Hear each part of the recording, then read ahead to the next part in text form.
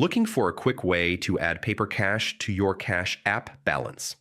In this short tutorial, I'll walk you through the exact steps to deposit cash safely and instantly, so stick around until the end to make sure you don't miss any important limits or fees.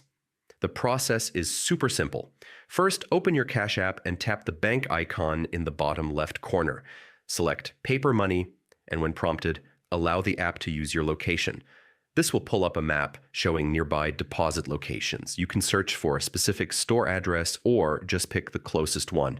Popular participating retailers include Walmart, Walgreens, 7-Eleven, Rite Aid, Dollar General, Family Dollar, H-E-B, and more.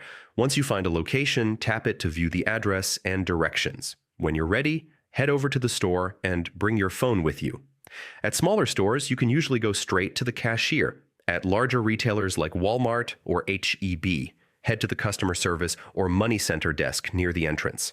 When you're at the counter, open the same location in your Cash App and tap Show Barcode. The cashier will scan it. No need to swipe your cash card. Some locations may ask for an ID, so have it ready just in case. Next, hand over your cash. You can deposit between $5 and $500 per transaction with a $1 fee per deposit. If you need to add more than $500, complete the first transaction, tap Done in the app, and generate a new barcode to repeat the process. Keep in mind, Cash App allows up to $1,000 every 7 days and $4,000 every 7 days, 30 days. After the cashier scans your barcode and accepts the cash, tap Done. Your money usually appears in your balance instantly, but it could take a few minutes. Once available, you can spend it right away with your cash card or send it to anyone using Cash App. And that's it.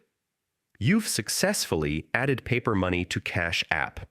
If you found this tutorial helpful, give it a like, share it with a friend, and subscribe for more quick Cash App tips and guides.